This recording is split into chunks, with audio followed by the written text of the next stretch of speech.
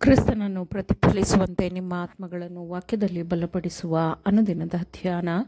ಇಂದಿನ ಧ್ಯಾನದ ಶೀರ್ಷಿಕೆ ಲೋಕದ ದುಃಖವನ್ನು ನಿವಾರಿಸುವುದು.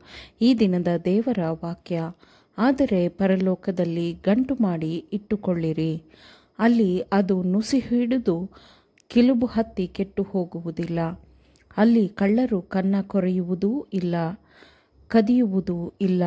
ನಿನ್ನ ಗಂಟು ಇದ್ದಲ್ಲಿಯೇ ನಿನ್ನ ಮನಸ್ಸು ಇರುವುದಷ್ಟೇ. ಮತ್ತಾಯ 6ನೇ ಅಧ್ಯಾಯ 20 ಮತ್ತು 21ನೇ ವಚನ. ಸಂಪತ್ತು ಎಲ್ಲಿದೆಯೋ ಅಲ್ಲಿಯೇ ಮನಸ್ಸು ಇರುತ್ತದೆ. ದೇವರ ತಲಾಂತುಗಳ ಮೂಲದಿಂದ ಆಶೀರ್ವಾದಗಳನ್ನು ಹೊಂದಿರುವವರು ಅತಿ ಹೆಚ್ಚಾದ ಜವಾಬ್ದಾರಿಯನ್ನು ಹೊರಬೇಕಾಗುತ್ತದೆ. ಕೇವಲ ಸ್ವಾರ್ಥ ಬಯಕೆ ಈಡೇರಿಕೆಗೆ ಹಣವನ್ನು ವೆಚ್ಚ ಮಾಡಬಾರದು, ಏಕೆಂದರೆ ಈ ರೀತಿಯಲ್ಲಿ ಖರ್ಚು ಮಾಡುವ ಯಾವುದೇ ಹಣವಾದರೂ ಅದು ದೇವರ ಖಜಾನೆಯಿಂದ ಬಂದದ್ದಾಗಿರುತ್ತದೆ. ಸಾರ್ವಭೌಮನಾದ ದೇವರ ಗುಣಸ್ವಭಾವದ ಮೂಲಕ ಪರಿಶುದ್ಧಾತ್ಮನು ಮಾನವ ಕಾರ್ಯಭಾರಿಗಳ ಮೂಲಕ ಕೆಲಸ ಮಾಡುತ್ತಾನೆ ಮತ್ತು ಅವನು, ಅಂದರೆ ಆ ಮನುಷ್ಯನು, ಆ ತಲಾಂತುಗಳ ಮೂಲದಿಂದ ಬಂದ ಆಶೀರ್ವಾದಗಳನ್ನು ದೇವರ ಸೇವೆಗಾಗಿಯೂ ದೇವರ ಸೇವೆಯ ಕೆಲಸಗಳನ್ನು ಪುನರುಜ್ಜೀವನಗೊಳಿಸಲು ಚಿಕ್ಕ ಮತ್ತು ದೊಡ್ಡ ಹೂಡಿಕೆ ಮಾಡುವಂತೆ ಪರಿಶುದ್ಧಾತ್ಮನು ಮಾಡುತ್ತಾನೆ.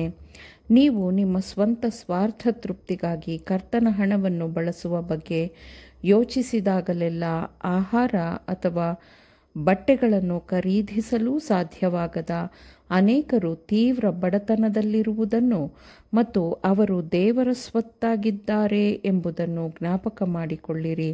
ನಾವು ಎಲ್ಲ ಮನುಷ್ಯರಿಗೂ ಒಳ್ಳೆಯದನ್ನು ಮಾಡಬೇಕು, ವಿಶೇಷವಾಗಿ ನಂಬಿಕೆಯಲ್ಲಿರುವವರಿಗೆ ಒಳ್ಳೆಯದನ್ನು ಮಾಡಬೇಕು. ಹೇರಳವಾದ ಆಶೀರ್ವಾದಗಳನ್ನು ಹೊಂದಿರುವವನು ಸತ್ಯವನ್ನು ಪ್ರಕಟಪಡಿಸುವ ದೇವರ ಕಾರ್ಯಭಾರಿಗಳಾಗಿದ್ದರೆ, ನಂಬಿಕೆಯಲ್ಲಿರುವ ಯಾರೂ ಹಸಿವಿನಿಂದ ಕಷ್ಟಪಡುವ ಇಲ್ಲವೇ ಬಟ್ಟೆ ಇಲ್ಲದೆ ಬೆತ್ತಲಾಗುವ ಸಂಭವ ಬಾರದಂತೆ ಅವರು ತಮಗೆ ದೊರೆತ ಸಂಪತ್ತನ್ನು ಬುದ್ಧಿವಂತಿಕೆಯಿಂದ ಬಳಸುತ್ತಾರೆ. ಹಣವನ್ನು ಯಾರ ಸುಪರ್ದಿಗೆ ವಹಿಸಲಾಗಿದೆಯೋ ಅವರು ತಮ್ಮ ಅಶುದ್ಧವಾದ ಬಯಕೆಗಳ ಈಡೇರಿಕೆಗೆ ಚಿನ್ನ, ಬೆಳ್ಳಿ, ಬೆಲೆಬಾಳುವ ರತ್ನಗಳನ್ನು ಕೊಂಡುಕೊಳ್ಳುವುದಕ್ಕೆ, ಆಡಂಬರದ ಶೋಕಿಯ ಕಾರಣಕ್ಕೆ, ಅತಿ ಬೆಲೆಬಾಳುವ ವಸ್ತುಗಳನ್ನು ಕೊಂಡುಕೊಳ್ಳುವುದಕ್ಕೆ ಬಳಸುತ್ತಿರುವ ಕಾರಣ ಈ ಲೋಕದಲ್ಲಿ ಕಷ್ಟ ಸಂಕಟವು ಅತಿಯಾಗಿ ನೆಲೆಸಿದೆ.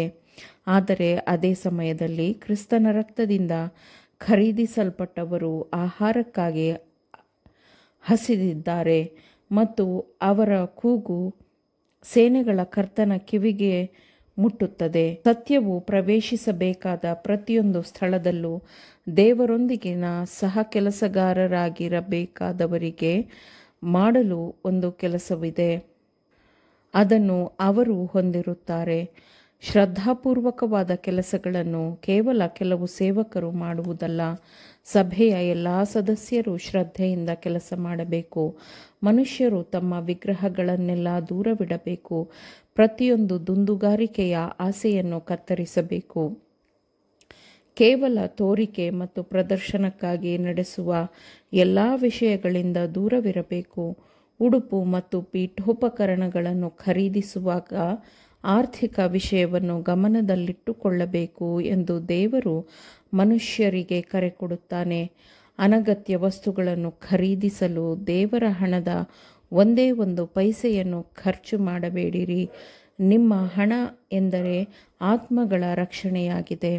ಹಾಗಿದ್ದಾಗ ಅದನ್ನು ಚಿನ್ನ, ರತ್ನ ಅಥವಾ ಅಮೂಲ್ಯವಾದ ಕಲ್ಲುಗಳಿಗೆಂದು ಖರ್ಚು ಮಾಡಬೇಡಿರಿ. ಕ್ರಿಸ್ತನು ಯಾರಿಗಾಗಿ ಸತ್ತನೋ ಅವರು ತಮ್ಮ ಪಾಪದಲ್ಲೇ ನಶಿಸಿ ಹೋಗುತ್ತಿದ್ದಾರೆ. ದೇವರ ಕೆಲಸಗಳನ್ನು ಮುಂದುವರಿಸಲು ಹಣದ ಮೂಲಗಳ ಕೊರತೆಯಲ್ಲಿ ಸಿಲುಕಿದ್ದೇವೆ.